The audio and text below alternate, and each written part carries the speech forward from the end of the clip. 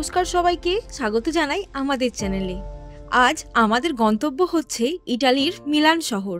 তাই আমরা সকাল সকাল ভোরের আলো ফোটার আগেই বেরিয়ে পড়েছি সিডিজি এয়ারপোর্ট যাওয়ার উদ্দেশ্যে। প্যারিসে আমাদের বাড়ি থেকে এয়ারপোর্টের দূরত্ব প্রায় ৩৫ থেকে ৪০ কিলোমিটার, তাই হাতে একটু সময় রেখে আমরা বেরিয়ে গেছিলাম। কিন্তু ট্রাম স্টেশনে আসার পর দেখি এখনো আমাদের ট্রাম ঢুকতে প্রায় ২৪ মিনিট দেরি আছে। তাই বেশি সময় নষ্ট না করে আমরা ঝটপট একটা উবের বুক করে নিই আরইআরবি রেলওয়ে স্টেশন যাওয়ার জন্য। আমাদের মতে এয়ারপোর্ট যাওয়ার সবথেকে ভালো ট্রান্সপোর্ট সিস্টেম হচ্ছে এই আরইআরবি রেল। এই রেল স্টেশন ঢুকতে না ঢুকতেই দেখলাম ১ মিনিটের মাথায় এয়ারপোর্ট যাওয়ার ট্রেন ঢুকছে, আর এই ট্রেনটা মিস করলে আবার ৯ মিনিট পর ট্রেন। তাই আমরা দুজন তাড়াহুড়ো করে রেলওয়ে স্টেশন ঢুকতে না ঢুকতেই দেখলাম ট্রেনটা ঢুকে পড়েছে ঠিক সময়। ট্রেনটা দেখে দুজনে একটু স্বস্তির নিঃশ্বাস নিলাম, আর মনে মনে ভাবলাম যাই হোক এয়ারপোর্ট অ্যাটলিস্ট ঠিক সময় আমরা ঢুকে পড়বো ১ ঘন্টার মধ্যে, আর ভয় নেই ফ্লাইট মিস হওয়ার। আমরা নামবো একেবারে সেই স্টেশনে যেটা হচ্ছে সিডিজি টার্মিনাল 2, আর ঠিক তার আগে স্টেশন মানে এই স্টেশনটা হচ্ছে টার্মিনাল ১ আর ৩-এর জন্যে। আপনাদের যদি ১ কিংবা ৩ থেকে ফ্লাইট থাকে তাহলে আপনারা তার আগে স্টেশনে নামতে পারেন। আমাদের ফ্লাইটের টাইম হচ্ছে ৮টা ৩৫, আর আমরা ঠিক ৭টার মধ্যে নেমে পড়েছি এয়ারপোর্টে। মানে আমাদের হাতে এখনো ১.৫ ঘন্টা সময় রয়েছে। আমাদের ফ্লাইটটা ছাড়বে টার্মিনাল 2B থেকে। এখন তাহলে আমাদের সেই দিকেই এগোতে হবে। অনেকবার সিঁড়ি দিয়ে ওঠা নামা আর হাঁটাহাঁটি করার পর আমরা এখন ফাইনালি টার্মিনাল 2D-তে এসে পৌঁছেছি। 2D-টা হেঁটে অতিক্রম করার পর তারপরে আসবে আমাদের টার্মিনাল 2B, যেখান থেকে আমাদের ফ্লাইটটা ছাড়বে। এতটা হাঁটাহাঁটি করার পর এখন আমাদের দুজনের হালকা করে একটু খিদে পেয়েছে, তাই বাড়ি থেকে যে স্যান্ডউইচটা করে আনা হয়েছিল সেটা আমাদের টার্মিনাল ঢোকার আগে এখন আমরা বসে একটু খেয়ে নিচ্ছি। খাওয়া দাওয়ার পর সিকিউরিটি কমপ্লিট করে এখন আমরা এগোচ্ছি আমাদের ফ্লাইটের গেটের দিকে। এই ফ্লাইটের জন্য যেহেতু আমাদের বোর্ডিং পাস ফোনেই ছিল, তাই আমাদের কাউন্টারে গিয়ে বোর্ডিং পাস নিতে হয়নি, ডাইরেক্ট আমরা সিকিউরিটি করেছি। সিকিউরিটি করার পর চলে গেছি গেটের দিকে। আর যেহেতু আমাদের কাছে শুধু দুটো পিঠের ব্যাগ ছিল না কোনো লাগেজ, তাই আমাদের আরও কাউন্টারে গিয়ে চেক ইন করতে হয়নি। আমরা যে ফ্লাইটটাতে প্যারিস থেকে মিলান যাচ্ছি সেই ফ্লাইটটা ইজিজেট কোম্পানির একটা এয়ারবাস ফ্লাইট। প্যারিস থেকে মিলানের আমরা রাউন্ড ট্রিপ টিকিট কেটেছিলাম, আর আমাদের একজনের প্রায় ১০০ ইউরো মানে ১০,০০০ টাকা করে প্রায় টিকিটের দাম পড়েছে। ১০,০০০ টাকার মধ্যে আমরা রিটার্ন ফ্লাইটে টিকিট পেয়েছি। ভাবুন না, আমাদের কলকাতা থেকে দিল্লি কিংবা ব্যাঙ্গালোর যেতেই হয়তো ওয়ান ওয়ে টিকিট ১০,০০০ পড়ে যায়, আর এখানে এক কান্ট্রি থেকে অন্য কান্ট্রি ১০,০০০ টাকার টিকিটে আপ ডাউন হয়ে যাচ্ছে। প্যারিস এয়ারপোর্টের সব জায়গায় পানীয় জলের ফেসিলিটি রয়েছে। এখন আমরা প্রায় আমাদের গেটের কাছাকাছি পৌঁছে গেছি। এখানে এখনো দেখাচ্ছে আমাদের ফ্লাইটের টাইম অন টাইমই আছে। এখনো বাইরেটা অন্ধকার হয়ে রয়েছে। অপেক্ষা করতে করতে একটু পরে দেখলাম বাহ, দিনের আলো ফুটেও গেছে, তাও আমাদের ফ্লাইট এখনো ঢুকলো না। তাই বসে না থেকে একটু ফ্লাইটটা চেক করতে গেলাম। তখন দেখি আমাদের ফ্লাইট এখনো তো প্যারিস ঢোকেইনি, মাঝ রাস্তায় রয়েছে কোথাও একটা। আধ ঘন্টা বসে থাকার পর দেখলাম হ্যাঁ, বাবু এয়ারপোর্টে নেমেছেন, আসছেন এখন আস্তে আস্তে।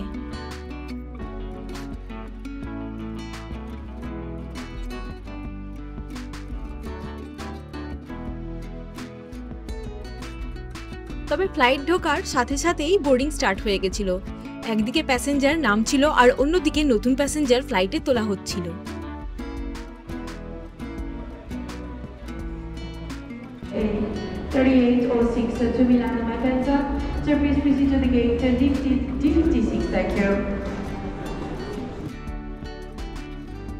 বোর্ডিং এর লাইনে দাঁড়িয়ে আমাদের আর কোনো কাজ ছিল না, তাই ভাবলাম আজকের একটা আমাদের দুজনের ইম্পর্টেন্ট কথা ডিসকাস করে নেওয়া যাক।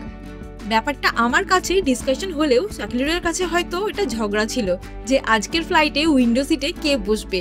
তারপরে দুজন ডিসকাশন করে এই সিদ্ধান্ত এলাম আমিই বসবো ফ্লাইটের উইন্ডো সিটে।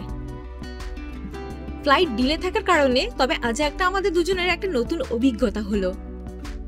একদিকে নতুন প্যাসেঞ্জাররা উঠছে আর ফ্লাইটের অন্য দিক থেকে পুরনো প্যাসেঞ্জাররা ফ্লাইট থেকে নামছে। এই দৃশ্য আগে কখনো আমরা দেখিনি। প্যারিস থেকে মিলান পৌঁছতে আমাদের আজকে সময় লাগবে প্রায় ১.৫ ঘন্টা মতো।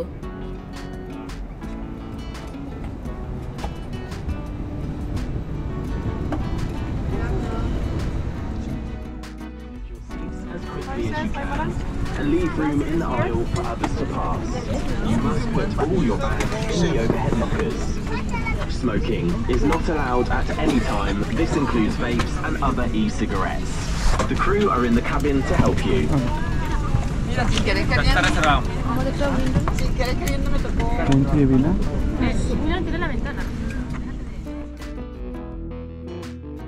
আমার উইন্ডো সিটে এক কাকা বসেছিল, তবে কাকাকে উঠিয়ে দিয়ে ফাইনালি আমি আমার সিট পেয়ে গেছি। In an emergency, leave all bags on board. To fasten your seatbelt, push the metal end into the buckle until it clicks. Pull the loose end to adjust and unfasten by lifting the top of the buckle. Please now close your seat table, put the armrest down, open the window blind.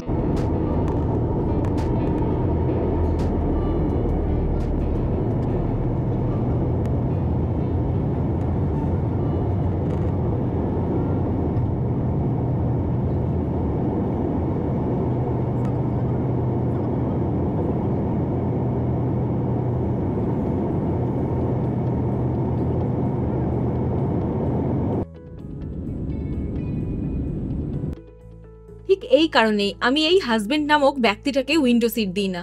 ফ্লাইটে উঠে যখন বাবু ঘুমোবে তখন আবার window সিটে বসে কি করবে? এই উইন্ডো সিটের দাবিটা রাখাই তো ভুল।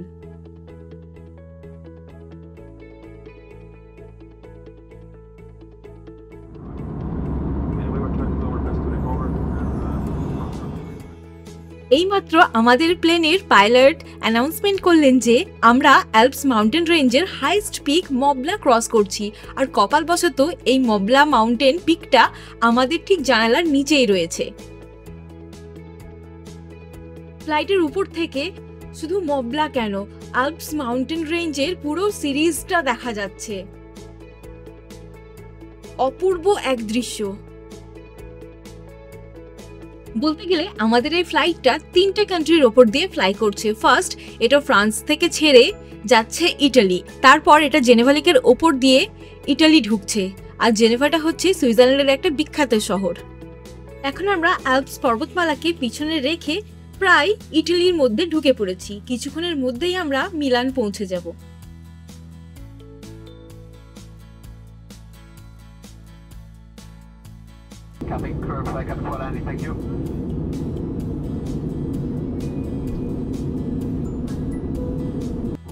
দেখুন কি সুন্দর লাগছে, পুরো মেঘের লেয়ারটা উপরে থেকে গেছে আমাদের ফ্লাইটের।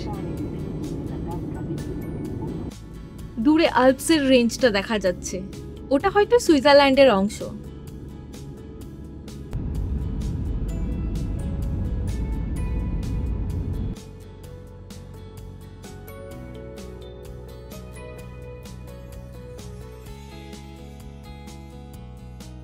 এখন আমরা সেফলি ল্যান্ড করে গেছি মিলানের মালপেনজা এয়ারপোর্টে। যেহেতু আমাদের ব্যাগের ঝামেলা নেই, তাই ব্যাগ কালেক্ট করার জন্য আমাদের সময় নষ্ট করতে হবে না। আমরা সোজা এয়ারপোর্ট থেকে বেরিয়ে যাব ট্রেন ধরার উদ্দেশ্যে। এয়ারপোর্ট থেকে বেরিয়ে রাস্তার ঠিক উল্টো দিকেই ছিল রেলওয়ে স্টেশন।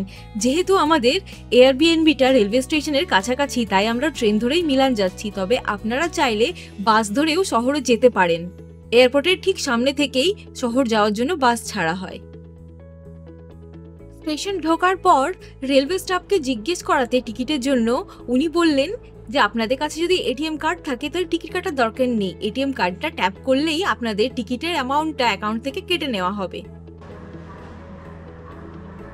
প্ল্যাটফর্ম ঢোকার পর দেখলাম সুতি ছাপা প্রিন্টেড শাড়ির মতো একটা ট্রেন আসছে, যে ট্রেনটা মালপেনজা এয়ারপোর্ট থেকে মিলান সেন্টার অবধি চলাচল করে। এই ট্রেনটা মিলান সেন্টার ঢোকাতে প্রায় 1 ঘন্টা সময় লাগিয়ে দেয়।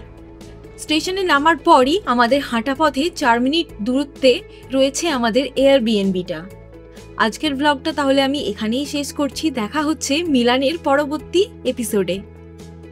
ভালো থাকবেন সবাই, আর ভিডিওটা ভালো লেগে থাকলে অবশ্যই লাইক কমেন্ট করে জানাবেন। ভিডিওটা সম্পূর্ণ দেখার জন্য ধন্যবাদ।